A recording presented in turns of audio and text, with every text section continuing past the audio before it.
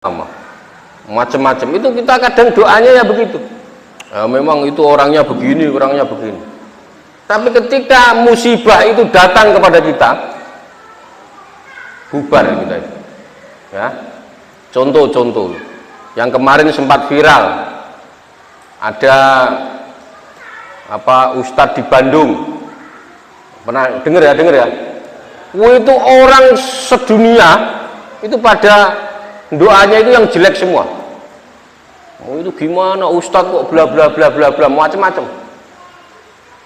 Jadi didoakan yang jelek-jelek, biarinlah masuk sana, masuk penjara, udah sekalian.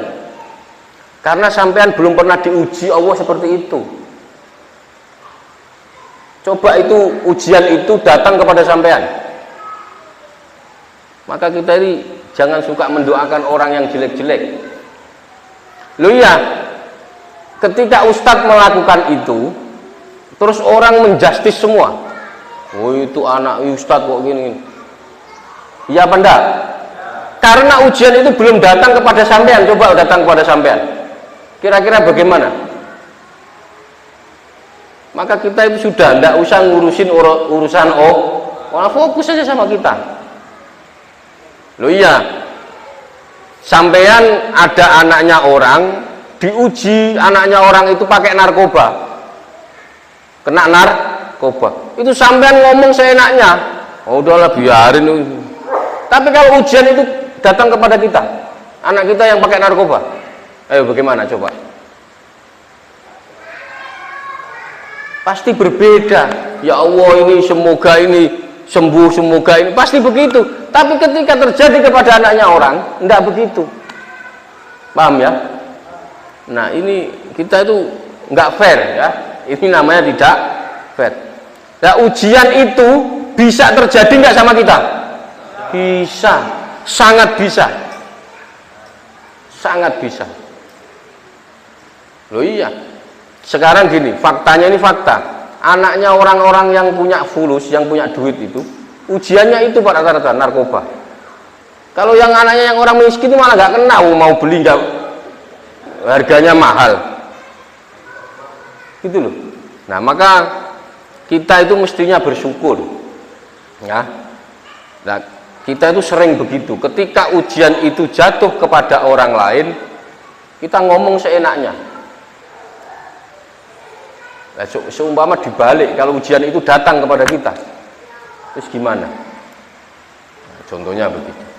Nah, maka kalau sampean ingin jadi mukmin yang baik, udah fokus kepada aib kita, nggak usah ngurusin orang. Dan kalau kita itu sudah fokus sama diri kita, fokus membenahi diri, maka kita nggak akan terpancing oleh urusan-urusan orang lain yang nggak penting. Nah sebaliknya, kalau sampean ingin disebut orang yang hina, itu berarti kebalikannya. Orang yang hina itu apa? Yaitu orang yang mencela aibnya orang lain. Jadi kalau ada tetangganya berbuat jelek, itu satu kampung tahu. Padahal apa yang dilakukan tetangganya, dia juga melakukan, tapi dia diem-diem, nggak ngurusin aibnya dia.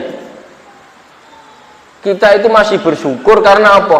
Allah Subhanahu wa ta'ala masih menutup aib-aib kita ini. Nah kita nggak ada yang tahu. Kang Mustafa kelihatannya rokok, kalau dibukakan aibnya bubar, nggak ada yang mau berteman sama Mustafa.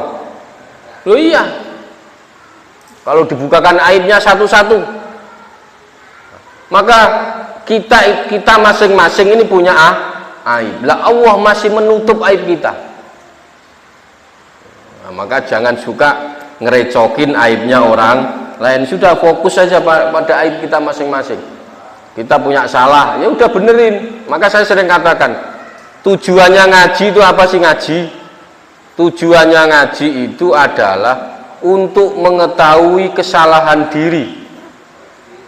Setelah tahu kesalahan diri kita di mana, kita perbaiki pelan-pelan. Setelah sampean sudah bisa memperbaiki pelan-pelan, sampean ajak orang terdekat istri, anak, suami, anak, ndak usah ngurusin tetangga dulu, kejauhan, kejauhan, nyuruh sholat lah, istrinya sendiri nggak pernah diajak sholat, nyuruh ngaji, istrinya sendiri nggak mau diajak ngaji, nggak usah fokus macam-macam, pokoknya kita fokus saja sama diri kita masing-masing, nggak usah ngurusin orang. Karena apa? Nanti yang ngasih petunjuk itu biar Allah yang ngasih.